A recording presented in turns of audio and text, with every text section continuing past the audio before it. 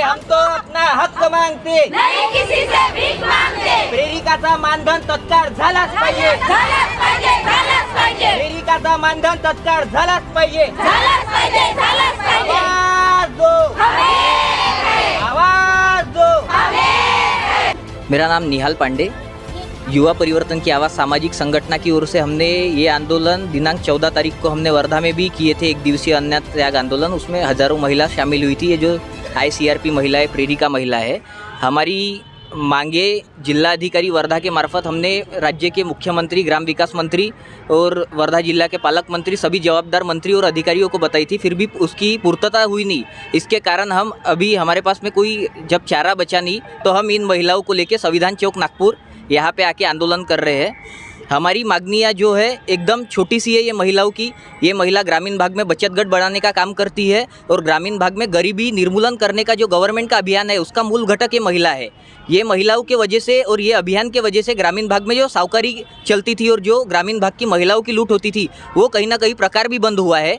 इसके कारण ये अभियान है और ये अभियान की जो मूल घटक है प्रेरिका, इनकी छोटी छोटी मांगनी है कि इनका जो मानधन है सिर्फ मात्र 3000 मानधन है, वो भी मानधन इनका 11-11, 12-12 महीने होता नहीं। और जब मानधन भी होता 12 महीने का एक साथ तो कुछ दिनों का या कुछ महीने का इनका काट लिया जाता कि तुमने काम बराबर नहीं किए या कोई ना कोई कारण की वजह से।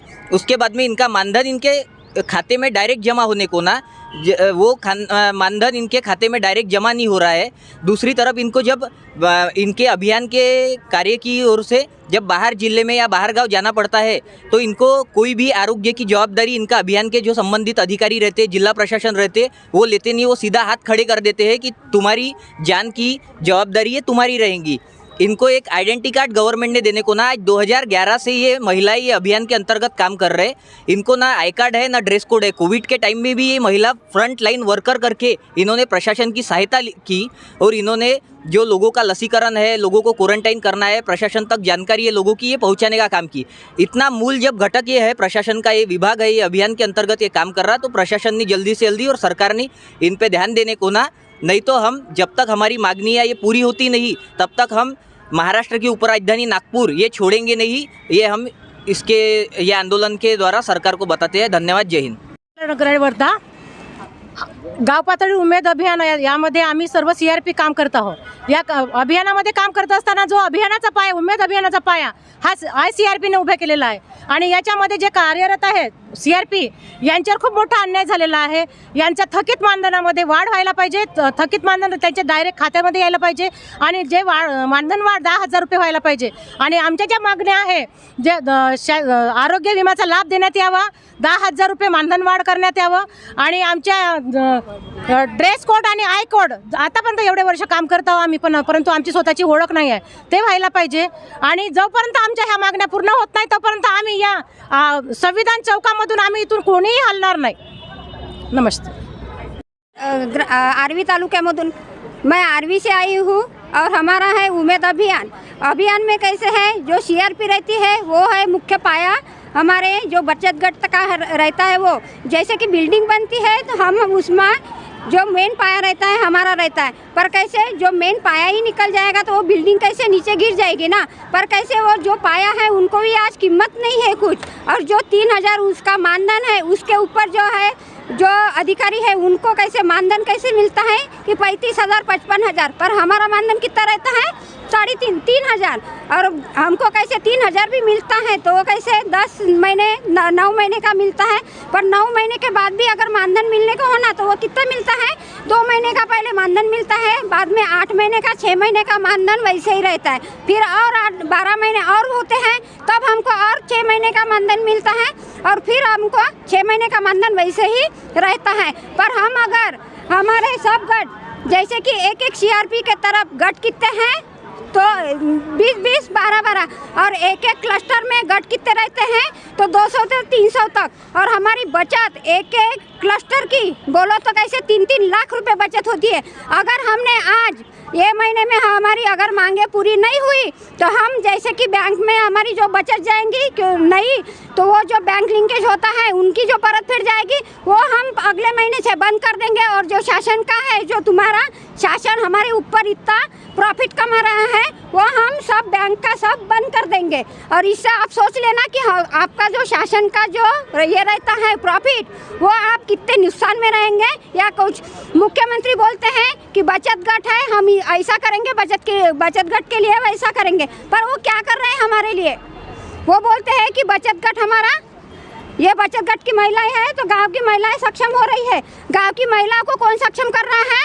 हम। और हम कैसे रह रहे हैं नीचे, और हम आज उनको कैसे सक्षमीकरण कैसे कर रहे हैं? सामाजिक भी हो रहा है, कौटुंबिक भी है, और हम आर्थिक दृष्टि पे भी हम उनको सक्षम कर रहे हैं, पर हम सब दृष्टि में कैसे नीचे आ रहे हैं? क्योंकि हमारा मानधन ही नहीं होगा, हमारे पैसे ही नहीं होंगे, तो हम जैसे कि 10 में कैसे जाएंगे?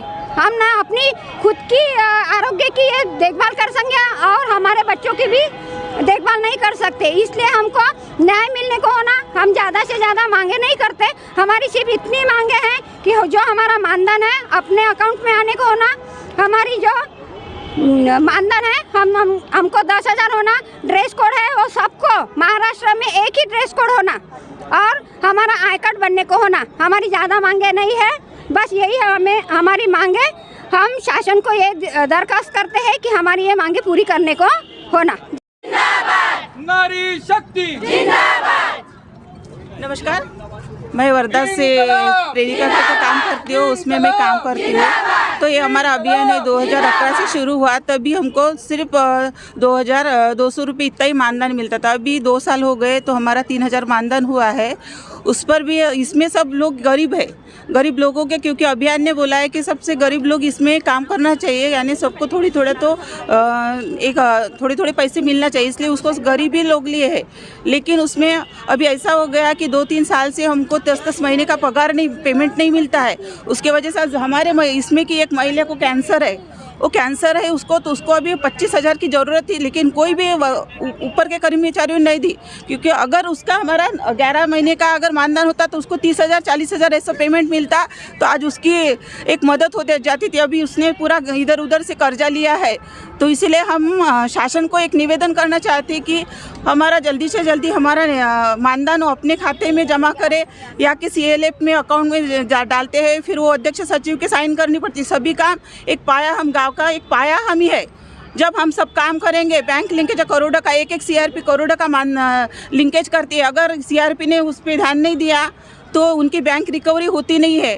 तो उसके ऊपर पहला काम है हमारा ही कि हम ये सब काम करते हैं, लेकिन सबसे ऊपर हमको नीचे दबा के रखते हैं। तो इसलिए हमारा एक अलग से प्रोटेक्शन हमको देना चाहिए। बीमा है, बाहर जाते हैं, हमको सभी को बाहर जाना पड़ता है, कभी कभी ट्रेनिंग वगैरह देने को, तो हमको लिख के दे दो, बोलते कि तुमको अगर कुछ हो गया तो उसके जिम्मेदार सिर्फ तुम होगे, तुमको कुछ भी नहीं। तो हमको एक बीमा सभी को लेके, एक बेरोजगार भी बोले अपन ग्राम पंचायत का काम अगर करते हैं उनको भी 2,300 कुछ तो ऐसी 8,000 ऐसी कुछ तो मानधन मिलता है। तो हमारा उससे भी 1% भी मानधन नहीं है, तो हमको हमारा मानधन बढ़ाना चाहिए। ऐसे हम सरकार से निवेदन करते हैं, और हर महीने में हमारे ही अकाउंट में वो मानधन आना चाहिए। ऐसे नहीं तो अगर हमारी यहाँ से मांगे पूरी नहीं हुई तो हम इससे भी ज़्यादा तीव्र आंदोलन करेंगे। धन्यवाद।